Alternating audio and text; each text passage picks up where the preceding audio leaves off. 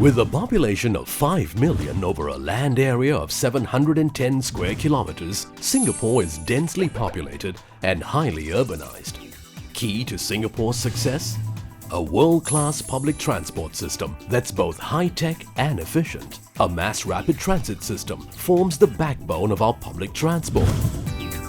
Together with sophisticated bus and taxi services flowing smoothly through a comprehensive network of roads, bridges and tunnels, our transport system plays a vital role in connecting citizens to every corner of the city for work and leisure. Good transport infrastructure is important for businesses, reducing traveling time, cutting transportation costs and improving productivity. Good transport infrastructure plays an important role in attracting foreign investments to Singapore. It is also vital to the tourism industry. Yet even with an efficient transport system in place, we continue to face new challenges in keeping the city moving.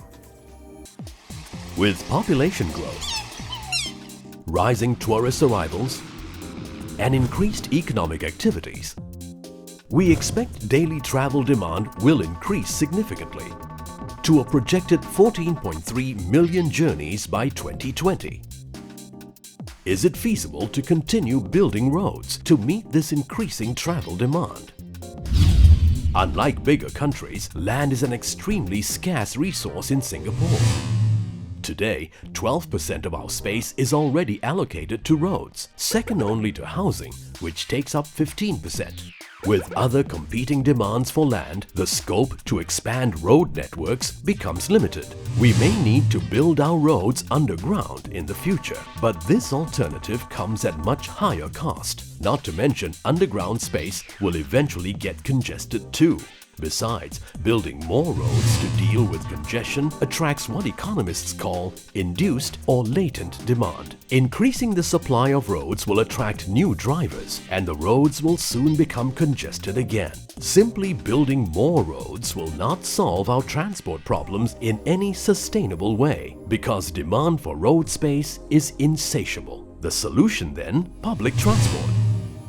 It is the most efficient way of moving large numbers of commuters. The challenge for Singapore then is to ensure its transport system continues evolving to cater to the changing demographics and higher expectations of our people. To overcome these challenges, the Land Transport Authority, or LTA, has formulated a blueprint that will shape land transport policies over the next decade and beyond. The Land Transport Masterplan, or LTMP, charts a vision to develop a people-centered land transport system. The LTMP identifies 3 key strategic thrusts. The LTMP's first strategic thrust is making public transport a choice mode.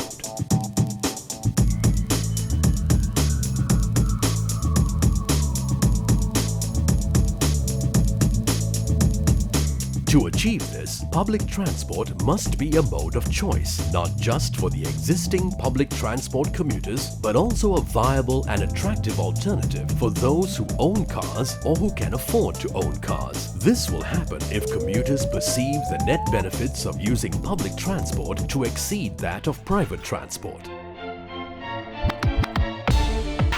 To make public transport a choice mode, LTA is creating a more integrated and service-oriented public transport network. This includes taking on the role of a central bus network planner to plan the transport network from the commuter's perspective. The introduction of a new distance fare structure removes the price distortion caused by fare penalties imposed on transfer journeys and encourages commuters to take the most efficient route. Additionally, the rail network will be expanded, while buses will be given greater priority on the roads, allowing public transport commuters to enjoy speedier and smoother rides. Together, bus and rail services will provide seamless connectivity, reliable and comfortable services, as well as travel times which are comparable to cars, while keeping fares affordable.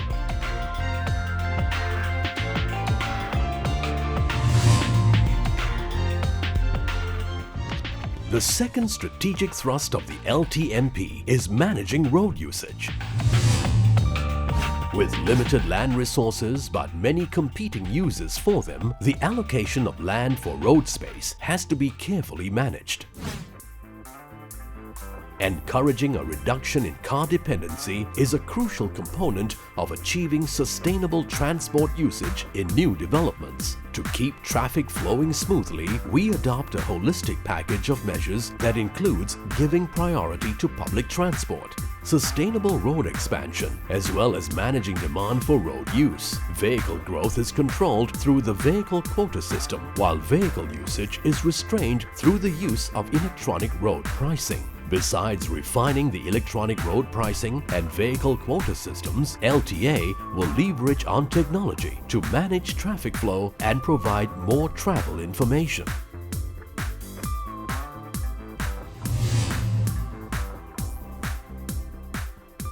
The LTMP's third strategic thrust is to meet the diverse needs of the population. While the government strives to further improve both public and private transport, a people-centered land transport system must be one that is built for our people to facilitate their lifestyles and bring them closer to achieving their aspirations.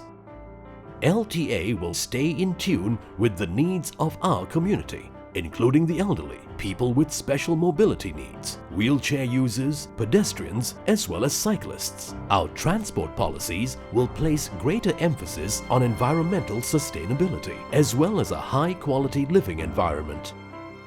This will enhance the quality of life, not only for Singaporeans today, but also for our future generations.